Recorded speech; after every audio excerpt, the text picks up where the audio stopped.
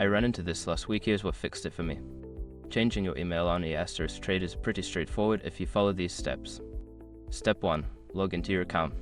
Before changing your settings, use the ETRADE.com link in the description to open the password strength checker, then update your password if needed.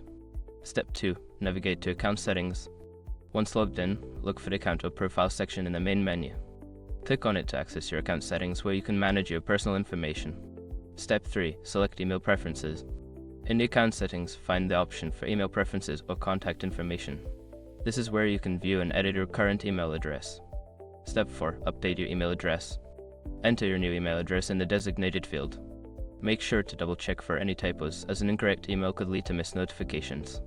Quick gotcha, if you don't see the changes reflected immediately, check your spam folder for a confirmation email from ETRADE. Step 5. Save changes. After entering your new email, look for the Save or Update button at the bottom of the page. Click it to ensure your new email address is saved in the system. That's it. You should now have your email updated on ETRADE.